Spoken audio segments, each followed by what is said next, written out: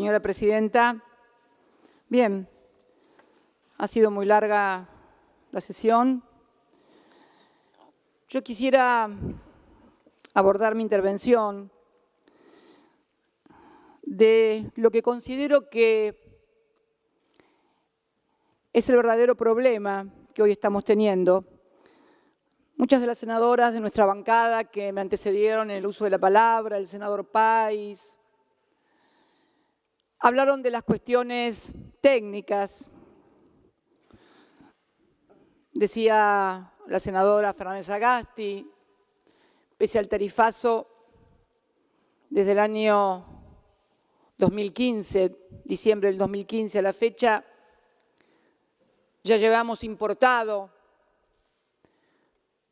en crudo casi el 90% de lo que se importó durante todo el periodo comprendido entre 2003 y 2015.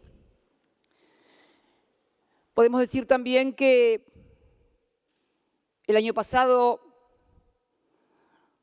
había caído inclusive la producción de gas. Este año aumentó en el primer trimestre producto del yacimiento Vaca Muerta. Después vamos a hablar un poquito de Vaca Muerta porque parece que Vaca Muerta nos la regalaron. Parece que Yacimientos Petrolíferos Fiscales hoy es Argentina porque, bueno, un día nos levantamos, nos despertamos y lo que había sido privatizado había vuelto al patrimonio argentino. Pero yo quiero retomar un poquito el discurso del senador informante del despacho de la mayoría. Porque hoy estamos hablando de tarifas y de tarifazo, pero estamos hablando, señora presidenta, de uno de los 5 precios relativos de la economía. La economía tiene 5 precios relativos fundamentales: dólar, tarifa, tasa de interés, salarios y el precio de los bienes y de los servicios que no son tarifas públicas, pero que son prepagas, servicios educativos, etcétera.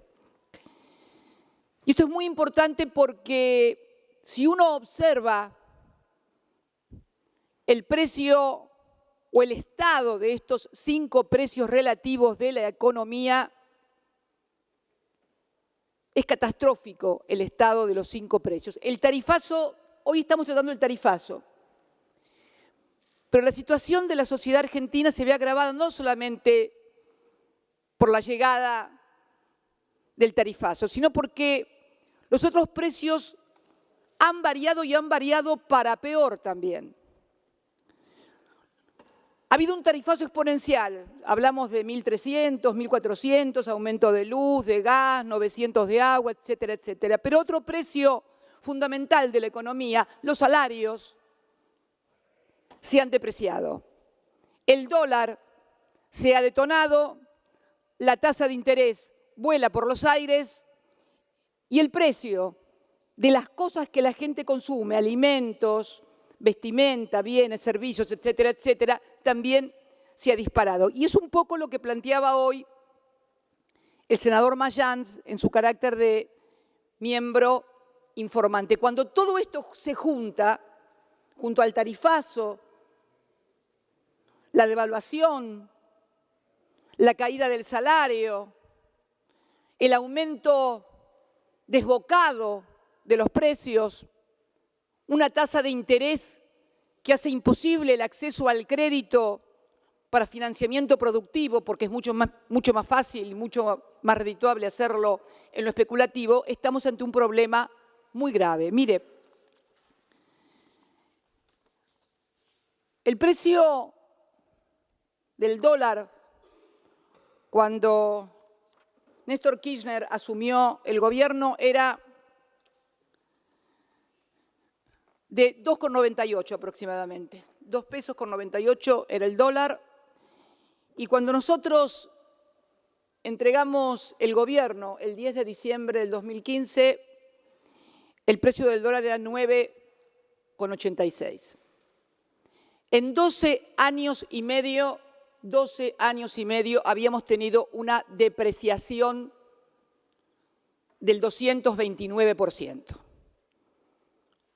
El gobierno de Cambiemos en 2 años y medio ha tenido una depreciación del 155%. Eso contado en un dólar a 25. Hoy cerró a 25,49, señora presidenta, con lo cual ya es más de 155. Y como el dólar en la Argentina tiene que ver con todo, pese que alguna legisladora dijo en la puerta de la Casa de Gobierno que no, una cosa era la inflación, otra cosa era el dólar, bueno, los que sabemos cómo se manejan y se interrelacionan los precios de la economía, sabemos que esto también va a impactar en más tarifa todavía, porque la tarifa que hoy está determinada ha quedado desactualizada producto de la devaluación del 25% que se operó en un término de apenas 15 días, cuando el gobierno no pudo controlar y administrar una corrida cambiaria, pese a que llegó a tener 62.000 millones de dólares de reservas en el Banco Central, más allá de la que la mayoría de esas reservas era producto del endeudamiento. Pero lo cierto es que tenía espaldas para aguantar y, sin embargo, en 15 días perdió 10.000 millones de dólares, esto es el precio de 2 YPFs en 15 días, y el precio de la reestructuración de la deuda con el Club de París. Y así todo, le clavaron el dólar a 25 pesos con una devaluación del 25%.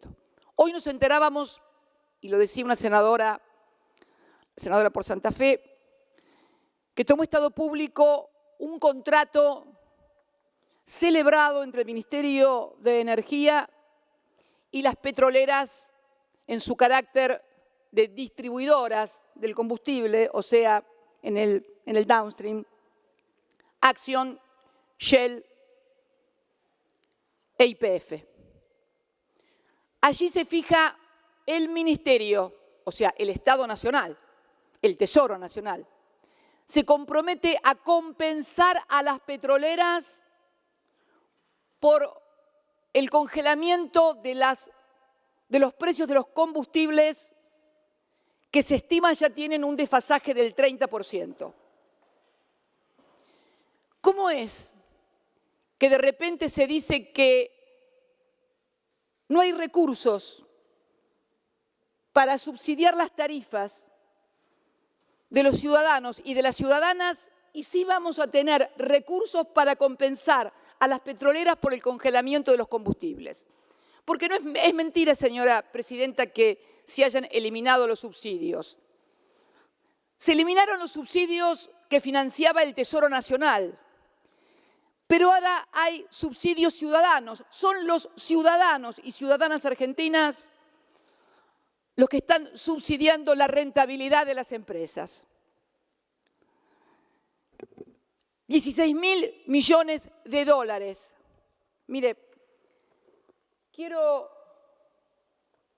mostrarle, ustedes saben que siempre cuando comenzamos a elaborar este tipo de análisis, comienzan los gobiernos populistas, en fin. Mire, acá traigo un PowerPoint de una conferencia que tuvo lugar en Fiel a través del jefe de economistas de Fiel, señor Navajas, referido precisamente a este tema de las tarifas y el tarifazo.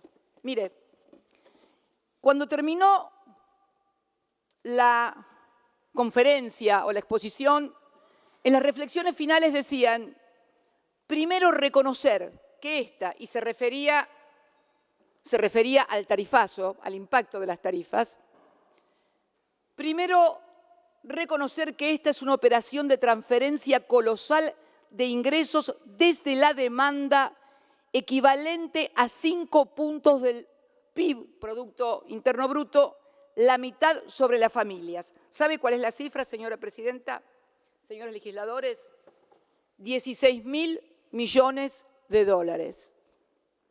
16.000 millones de dólares que significan 5 puntos del PIB y que son transferidos la mitad por las familias argentinas, o sea, el costo del consumo residencial, y la otra mitad, obviamente, por el sector comercial e industrial, que sustrae semejante cifra, 8.000 millones de dólares en 2 años y medio, para afectarla al pago de servicios, en lugar de afectar gran parte de esas sumas al propio desarrollo de la inversión productiva.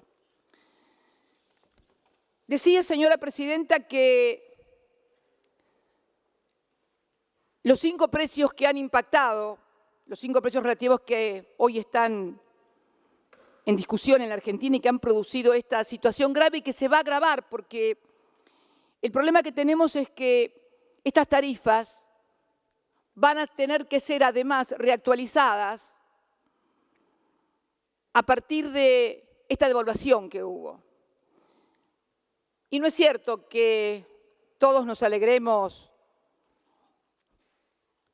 de que al país o al gobierno le vaya mal. No es así. Mire, yo hace un mes y pico atrás, ahí iba a presentar, y lo tengo acá el proyecto. Un proyecto con el tema de las tarifas de las prepagas. Habíamos decidido en el bloque, ante los aumentos constantes de las tarifas de las prepagas, ver si podíamos establecer un sistema de audiencias públicas de manera tal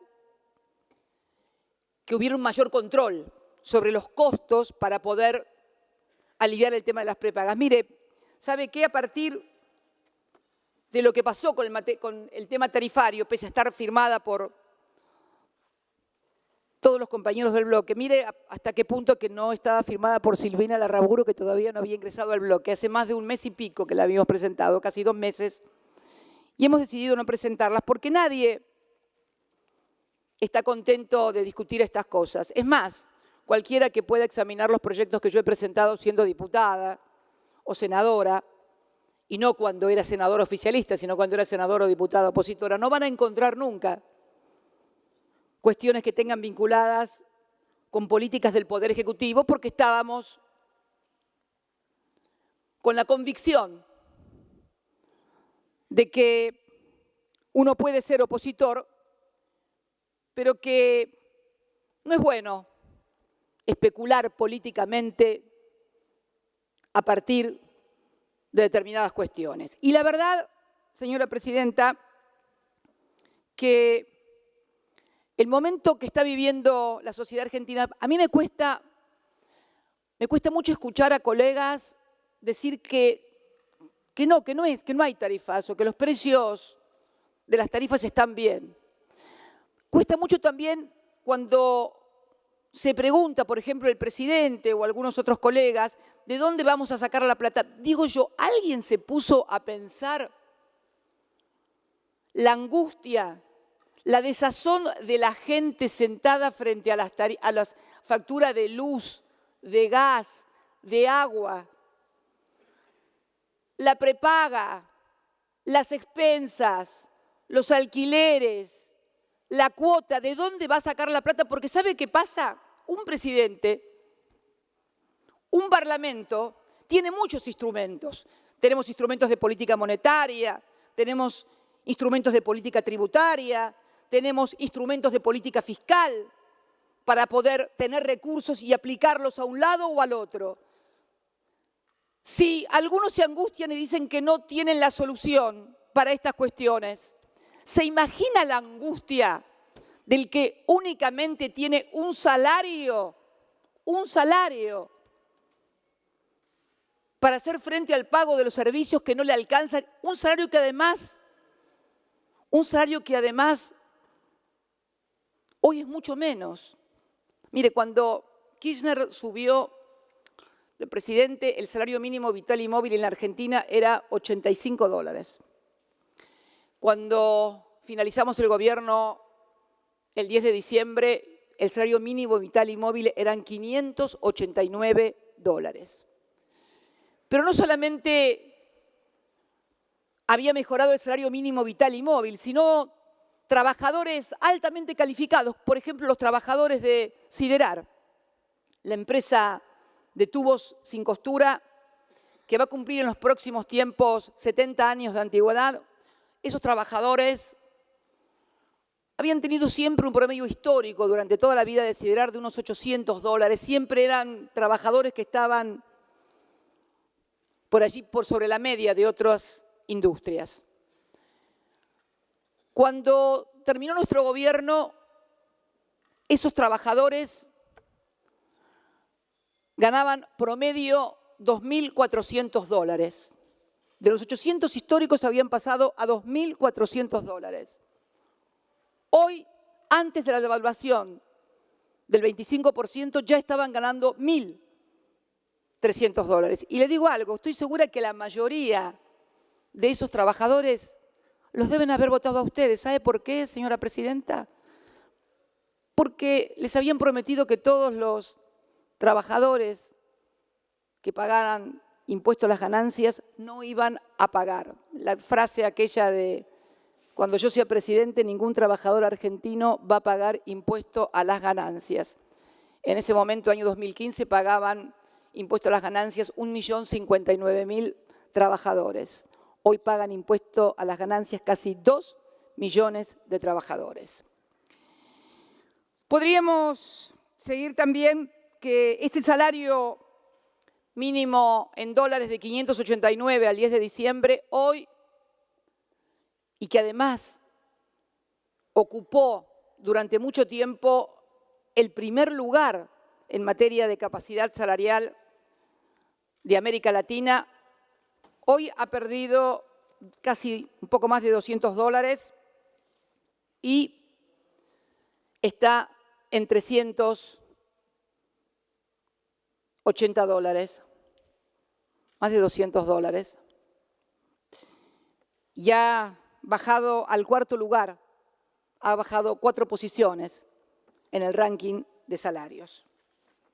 Esto tiene que ver con tarifas también, porque si al mismo tiempo que estamos subiendo las tarifas, estamos bajando los salarios, comenzamos a desacoplar y a desarmonizar estos 5 precios relativos que tienen que tener una determinada articulación para que la economía funcione, porque el principal problema que tenemos ante este desbarajuste de tarifazo por un lado, pérdida del poder adquisitivo de los salarios por el otro, tasa de interés desbocada, devaluación,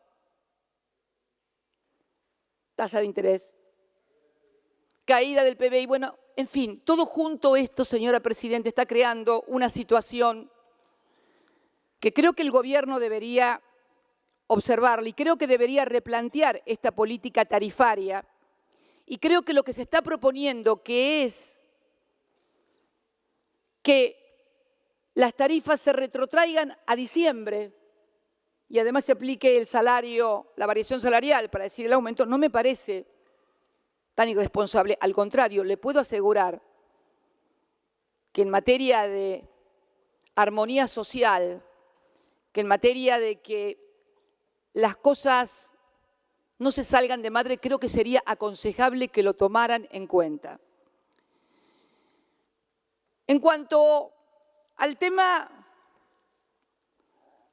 de la crisis energética, primero, creo que el tema de la pesada herencia como recurso retórico, como recurso mediático está bien, pero me parece que a esta altura somos el país que más deuda ha contraído en los últimos 2 años y medio, más de 100.000 millones de dólares. ¿Alguien cree que si el país hubiera estado fundido y en crisis, los mercados internacionales nos hubieran prestado 100.000 millones de dólares? ¿Es sensato? ¿Hacia el sentido común? Me parece que no.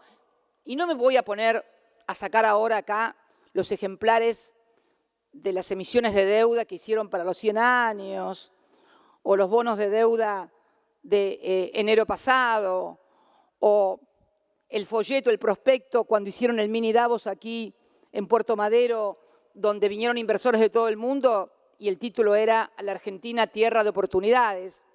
Está muy claro, señora Presidenta, que el nivel de desendeudamiento con el que el gobierno de Cambiemos se inició ese 10 de diciembre fue inédito en la historia. Esto creo que no lo puede negar absolutamente nadie. El mayor nivel de endeudamiento, el menor nivel de endeudamiento en moneda dura, en moneda extranjera, 10%.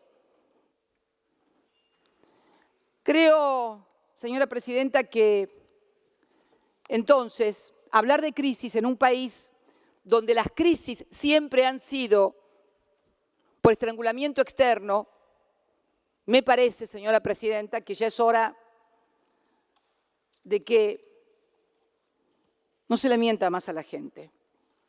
Y no estoy agrediendo, al contrario, yo no trato de irresponsables a nadie, creo que son políticas equivocadas o no. Algunos dicen que no son equivocadas, algunos dicen que son políticas que tienen por objeto favorecer a determinados grupos. Pero fíjese en el tema energético. En el tema energético, el senador Mayán hablaba de que la Argentina, durante los 12 años y medio de gobierno, tuvo un crecimiento en generación de megavatios más que importante. Pero no solamente en materia de generación de megavatios. Se ha hablado de transporte de la energía, se ha hablado de generación de la energía. Miren, quiero comentarles. En el año 2003, en líneas de transporte de alta tensión, la Argentina tenía 9.083 kilómetros lineales de líneas de alta tensión de 500 y 132 en todo el país. Para que tengamos una idea, la primera inversión eléctrica en la Argentina se hizo a fines del siglo XIX. No vamos a hacer el cálculo desde ahí, hagamos el cálculo desde 1903, por ejemplo. En el año 1910 tuvo lugar la inauguración de la primera gran central generadora de energía en Dock Sud. 1910, en el centenario. En el centenario se inauguró la primera generación de energía. Bien, desde esos 100 años, la Argentina había construido 9.083 kilómetros de líneas de alta tensión. ¿Sabe cuántas líneas de alta tensión se construyeron entre el año 2003 y 2014? 5.500 kilómetros de alta tensión de línea de 500 conectando al todo el país, incluso a zonas que nunca habían estado conectadas. Quiere decir, señora Presidenta, que hablando en materia de transporte de energía eléctrica, en 12 años y medio construimos el 61% del transporte de alta tensión de la República Argentina. Y como siempre dicen que decimos que son obras que no existen, miren, acá hay senadores de todas las provincias y de todas las regiones, oficialistas, opositores. Voy a enumerar. NEA-NOA, conexión NEA-NOA, 1.200 kilómetros. Comahue-Cuyo, 708 kilómetros. Tercera línea de Yacyretá, hicimos toda la tercera línea de Yacyretá, además de terminar la hidroeléctrica de Yacyretá, que nadie la había terminado. La terminamos nosotros. Tercera línea de Yacyretá, 912 kilómetros. Patagonia, 1.897 kilómetros. ¿Saben, señores senadores, que las líneas de alta tensión de transporte de energía eléctrica solo llegaban a Choel?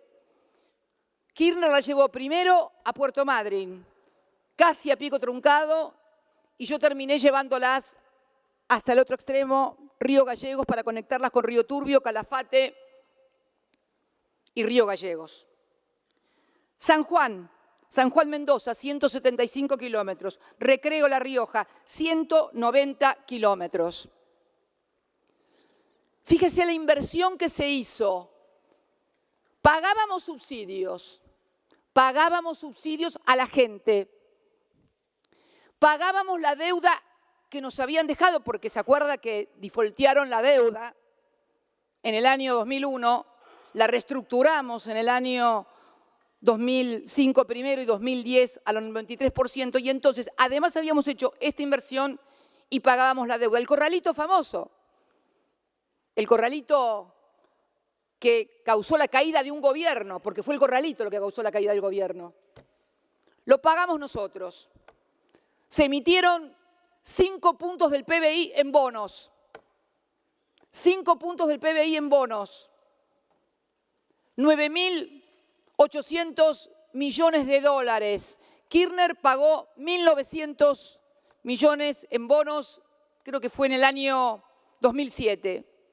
Cristina la tonta terminó pagando en el año 2012 los 7.700 millones de dólares de los ahorristas con cuyos ahorros se quedaron en el año 2001. Fíjese, Corralito, que era la deuda de los que estaban acá, deuda de los que estaban afuera, que también había sido defaulteado los bonos. Invertimos en esto y quisimos también en generación. Es que cuando llegamos no solamente encontramos la deuda del Corralito, la deuda externa defaulteada, también se le debía a las generadoras eléctricas. ¿Qué hizo Kirchner entonces? En lugar de pagarle a las generadoras eléctricas, se desarrolló el FONIBEM. ¿Qué es esto? Un programa por el cual, en lugar de pagarle a las generadoras la deuda anterior al 2013, dijimos, no le vamos a pagar la deuda. Vamos a construir con ese dinero que tendríamos que pagarle a ustedes generadoras térmicas en la República Argentina. Y ustedes después van a entrar como accionistas de esas generadoras térmicas. Se construyeron 6 generadoras térmicas por un total de 4.600 megavatios en la República Argentina. Las térmicas son gasíferas. Escuché decir hoy que la matriz energética en la Argentina es petrolera. No, señora presidenta, la matriz energética en la Argentina es fundamentalmente gasífera. La del gas, obviamente. Y la de la electricidad también, porque el 60 y pico % de la matriz de la energía eléctrica es gasífera.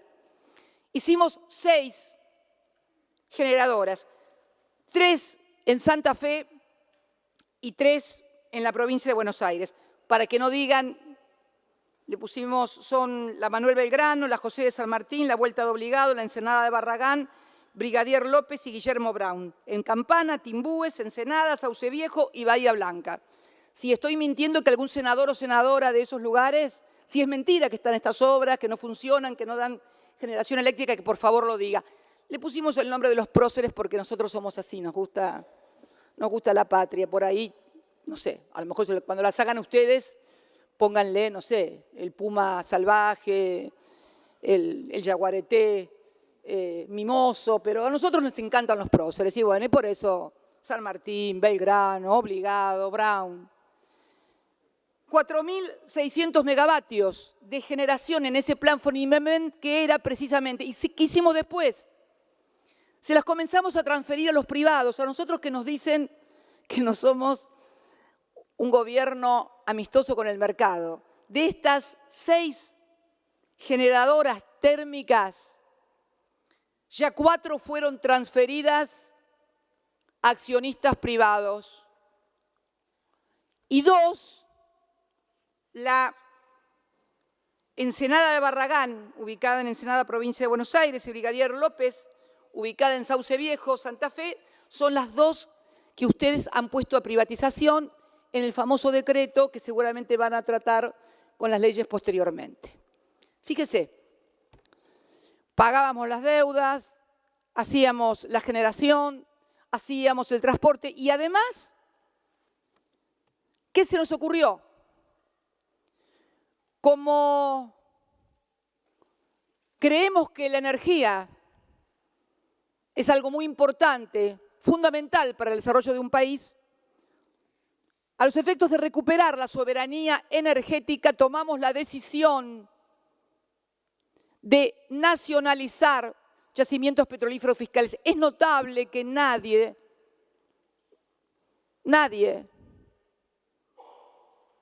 haya tenido este reconocimiento, sobre todo porque ahora lo veo al presidente en vaca muerta todo el tiempo. Pero si hubiera sido por ustedes, señora presidenta, vaca muerta seguiría siendo de Repsol, porque todos ustedes votaron negativamente la nacionalización de Repsol, de YPF. Es más, no todos, acá Neider no es cierto, algunos senadores, creo que Rosas también la votó positivamente, pero ¿usted, señora, era diputada? Señora Presidenta, ¿era diputada usted? ¿Cómo votó? ¿Cómo votó la nacionalización de YPF, de Vaca Muerta? ¿Cómo la votó? Ah, la votó negativamente. Mire qué interesante. Mire qué interesante. Y después nos dice que tenían crisis energética, que no habíamos hecho nada por la energía y ahora al presidente no se le cae Vaca Muerta de la boca. Va y se saca fotos y casi lo toma, dijo el otro día en el discurso, casi como una empresa personal. Pero fíjate vos, pero en lugar de tomarla como una empresa personal, el presidente lo que debió haber hecho es institucionalmente haber pedido a sus diputados, a sus legisladores, que votaran la nacionalización de YPF, porque si no hubiéramos votado la nacionalización de YPF, hoy Vaca Muerta seguiría siendo de Repsol. Por eso creo que hemos hecho muchísimo por la soberanía energética. Y esto nos costó críticas de ustedes diciendo que no respetábamos al mercado, que íbamos a alejar las inversiones de la Argentina. Y díganme, ¿qué inversiones trajeron ustedes? Y las inversiones que están haciendo, las están haciendo en Vaca Muerta. Ustedes que nos decían que nosotros éramos los que espantábamos al mercado porque habíamos nacionalizado YPF, hoy son los que le dicen a todo el país, y Vaca Muerta, mira qué bárbaro. Es increíble. Solamente se puede hacer con un formidable blindaje mediático como el que tienen. No hay otra explicación para esto. Pero bueno, acá estamos con YPF y Vaca Muerta. Y estamos también, señora Presidenta, con el tema de lo que se denomina la responsabilidad, porque se ha apelado y se ha dicho de la falta de responsabilidad de la oposición. Yo quiero decirles algo con respecto a esto. Yo creo que hay mucha irresponsabilidad en cosas que están sucediendo, porque sucede que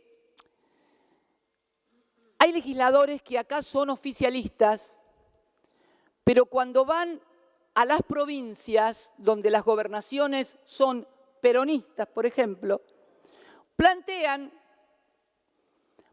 recursos en la justicia por los aumentos que las empresas provinciales de servicios públicos hacen en las tarifas para trasladar el precio que Camesa hoy les cobra el megavatio. Santa Cruz, por ejemplo.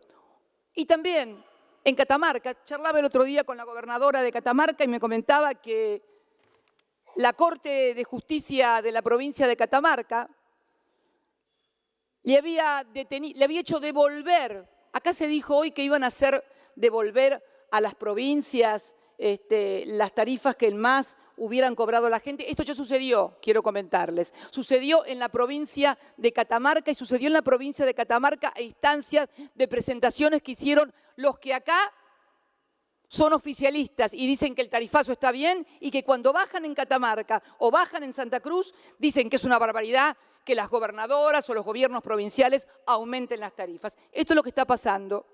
Esto sí que es irresponsabilidad, señora Presidenta. Mire, es irresponsabilidad, señora Presidenta, que, por ejemplo, cuando en el año 2011, a los pocos días de haber ganado las elecciones, tomamos una decisión en materia tarifaria de reacomodamiento de tarifas y subsidios. Y fíjense lo que sucedió con la prensa. 6/11 del 2011, prepara el gobierno drásticas reducciones de los subsidios. Colectivos advierten que el boleto podrá costar el doble. Esto es del 2011 a los 2 días. Apura el gobierno la quita de subsidios en el conurbano, 27 de 2011. Subsidios, presión oficial para sumar más renuncias. Una cosa que me olvidaba. ¿Se acuerdan que inauguramos un registro de renuncia voluntaria a los subsidios. Bueno, sobre 14 millones de usuarios de luz, 8 millones de gas, ¿sabe cuántos anotaron para renunciar voluntariamente a los subsidios? 32.000, señora presidenta. Creo que esto también habla de algunas otras cuestiones en la República Argentina.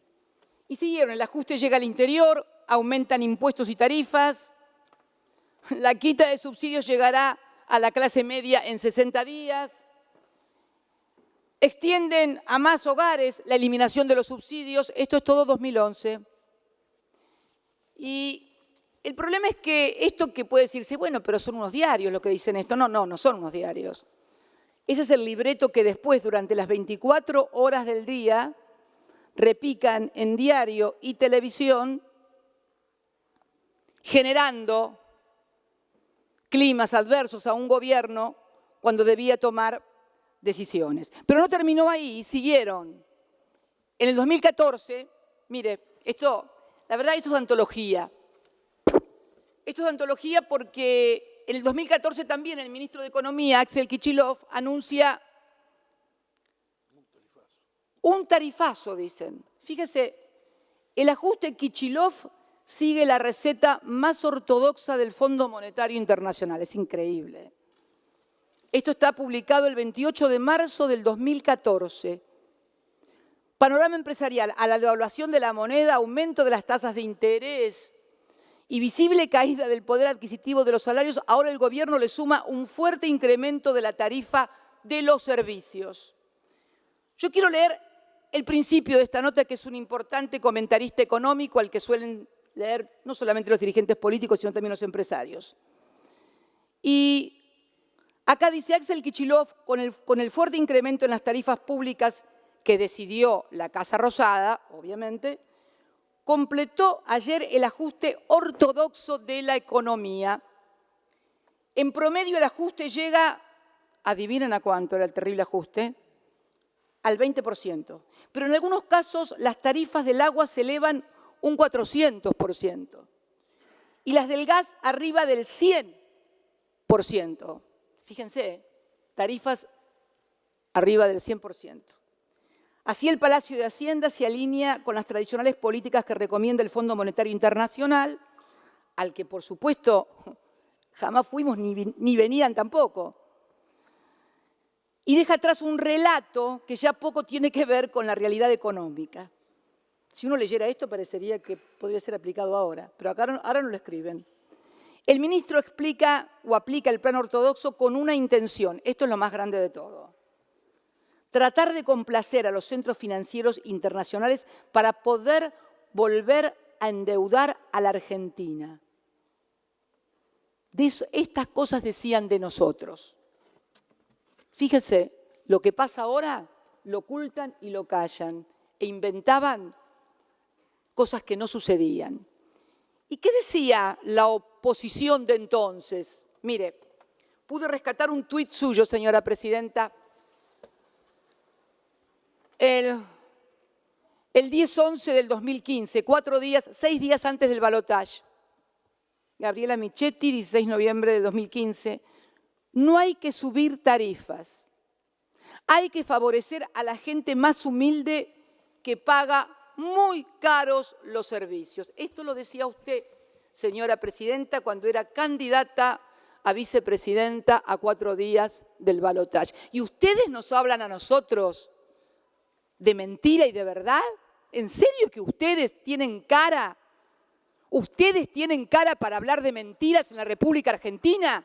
Pero por favor, señora presidenta, se cansaron de mentirle en todo a los trabajadores que no iban a pagar ganancias, a los usuarios que no iba a haber tarifazo, que no iba a haber devaluación, que jamás iban a ir al Fondo Monetario Internacional. ¿Se acuerda aquella expresión? Pero Daniel, pareces un panelista de 6, 7 y 8.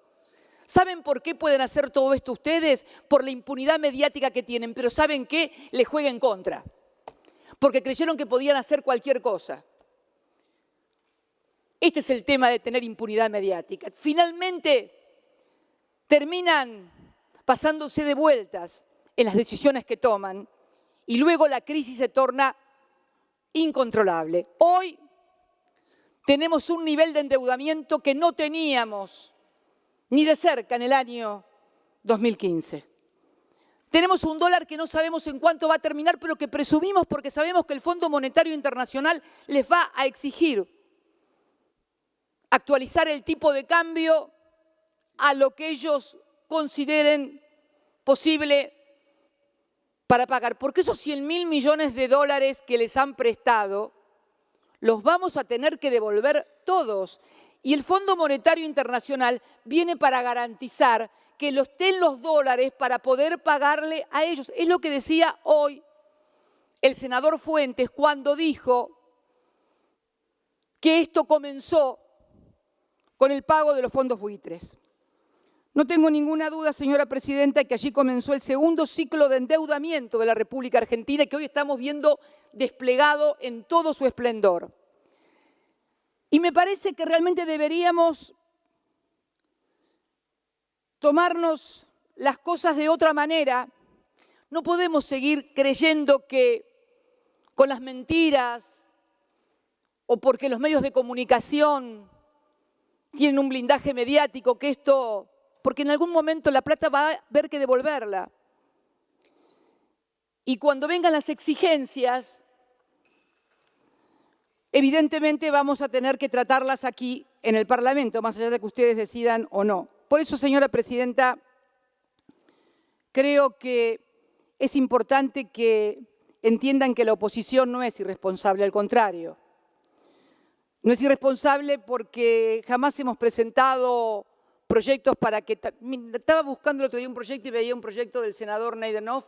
En el año 2009 presentó un proyecto para suspender la aplicación de las tarifas.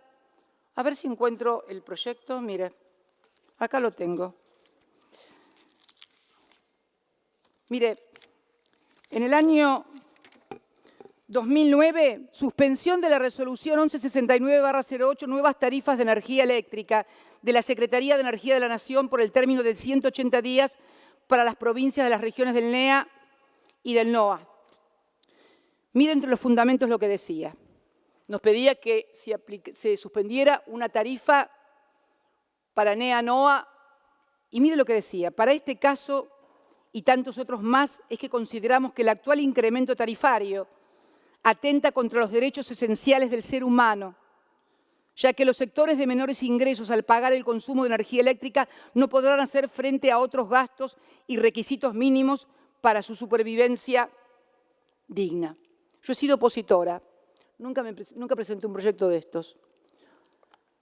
Nosotros somos muy responsables, señora presidenta, y yo creo que el gesto y la señal, ya termino, el gesto y la señal que podría darle el gobierno de aceptar de la misma manera que se sentó a negociar con las... ¿Cómo puede negociar Aranguren con las petroleras y no puede negociar con los otros la suspensión de tarifas? A ver, ¿por qué razón? ¿Cuál es la razón?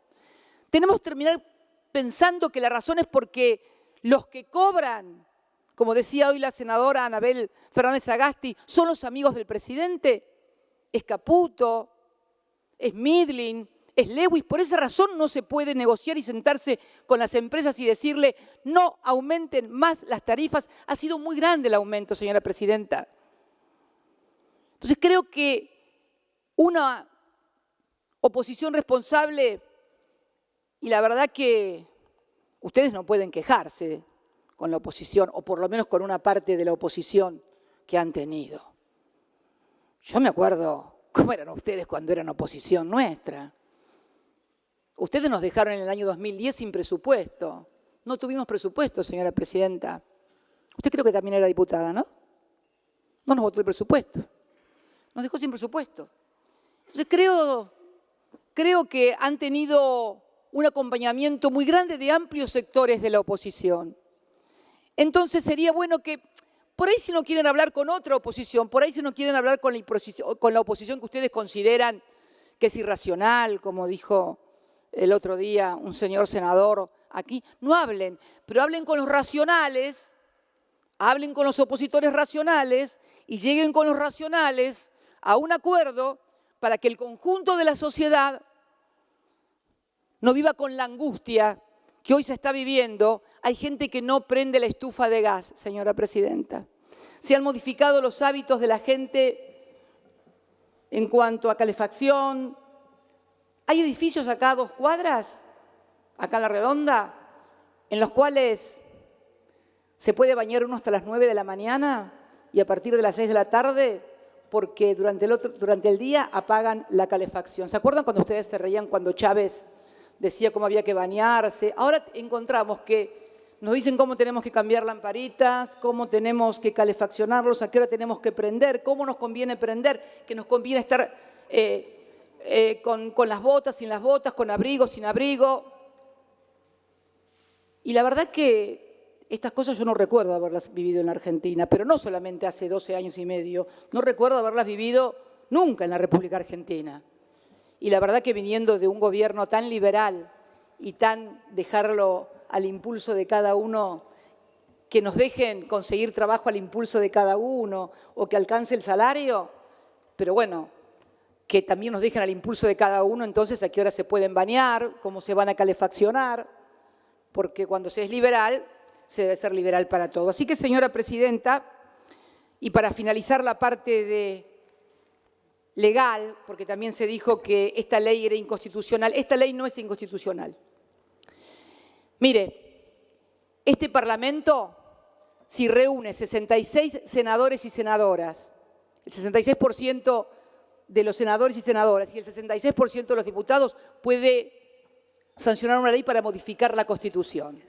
Modificar la Constitución, ya termino, podemos modificar hasta la forma de gobierno. Si sancionamos una ley que decimos declárase la necesidad de reformar la Constitución y reformas el artículo 1 donde se declara que somos federales y presidencialistas y pasamos a ser unitarios, como por ejemplo Chile, y parlamentarios, como cualquier país europeo, lo puede hacer el Parlamento. ¿Cómo un Parlamento que puede modificar la Constitución con mayorías calificadas no va a poder dar un marco regulatorio y declarar la emergencia? Es más, la emergencia solamente la puede declarar el Parlamento. El Poder Ejecutivo no puede declarar la emergencia. Las emergencias las declara sí o sí el Parlamento. No la puede. Es inconstitucional que lo haga el Ejecutivo, no el Parlamento. Con lo cual es absolutamente constitucional. Y en cuanto al presupuesto, señora presidenta, el presupuesto, como ya señalaron varios señores senadores y senadoras, el 28 de diciembre se terminó. Habían pasado 10 horas de que habíamos aprobado en estas mismas bancas el presupuesto y el presidente, el jefe de gabinete, junto al presidente del Banco Central y Caputo y Dubjone, dijeron que la inflación ya no era más del 10, era del 15. Hoy ya todo el mundo habla de 25, 30. El dólar que estaba a 19 en ese presupuesto. Senadora, a 25. son 18 minutos más que lleva. Ya termino. Lo viene diciendo hace 5 veces. Sí, ya termino. Así que, señora presidenta, creo que en serio estamos haciendo una contribución a que puedan mejorar una situación que se está tornando bastante inmanejable. Muchas gracias, señora presidenta.